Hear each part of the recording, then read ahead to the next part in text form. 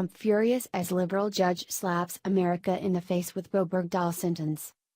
President Donald Trump is lashing out at a liberal judge for slapping America in the face with the sentence that he just handed down to deserter Sergeant Bowe Bergdahl. Once you see what Bergdahl received for his heinous acts, you'll be furious. According to the Daily Caller, a military judge decided on Friday, November 3, 2017, the fate of Sergeant Bowe Bergdahl after he deserted his post in Afghanistan and endangered the lives of several of his fellow soldiers. This decision is truly disappointing for American patriots and Trump, who is not holding back his opinion on the matter.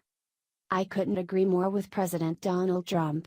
Bowe Bergdahl should have been executed or spent the rest of his life in a military prison for what he did. However, Army Colonel Jeffrey R. Nance decided that Bergdahl will receive a dishonorable discharge for his crimes against our country. This piece of worthless trash will not see one day in jail for betraying his fellow soldiers or for his treasonous behavior before the Taliban. The original charges brought against Bergdahl were a result of him abandoning his post in Afghanistan in 2009 before spending the next 5 years as a captive of the Taliban-aligned Haqqani network. Bergdahl was no captive.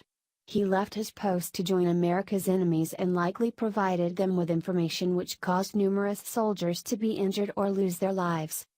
Nance could have easily given Bergdahl life in prison for his crimes, but decided instead to grant nearly every wish of Bergdahl's defense team, according to Breitbart. In addition to being dishonorably discharged, Bergdahl will be demoted from a sergeant to an E1. The defense team argued that Bergdahl suffered at the hands of the Taliban, whom he willingly sought out and joined. Apparently, the judge agreed with the defense team's argument that harsh criticism by President Trump and diagnosed mental disorders should remove the necessity to punish Bergdahl with any kind of prison sentence. Despite the prosecution's request that Bergdahl be given a 14-year sentence and the testimony from fellow soldiers who were seriously wounded during missions to rescue Bergdahl, the degenerate liberal judge betrayed our country just like the sergeant and set him free. Here is a clip of Trump telling it like it is during one of his campaign speeches about Bergdahl dishonoring his country. New York Post columnist John Podhoretz summed up the devastating ruling with a tweet about Nance and his use of this situation to go after Trump. So the judge went easy on Bergdahl to go after Trump.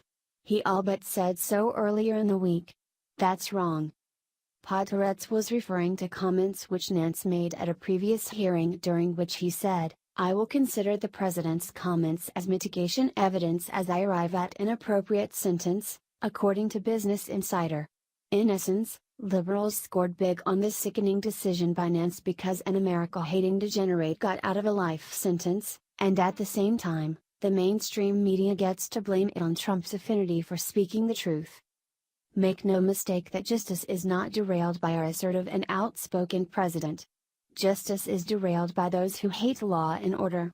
Men such as Nance are the very reason our society suffers from a lack of principles. Bergdahl should now find a dark hole to crawl in and be very careful about showing his face in public, as I'm sure there are millions of American patriots who would like to have a word with him. Last but not least, let's not forget that this traitor was rescued by former President Barack Obama in a disappointing deal which involved trading 5 Taliban prisoners in Guantanamo Bay for Bergdahl's worthless hide. This outcome is a stain on our country's history and will forever be remembered as an abandonment of core American values by our government's executive and judicial branches. Share the story and leave a comment by clicking one of the buttons below. Follow us on Facebook at Mad World News.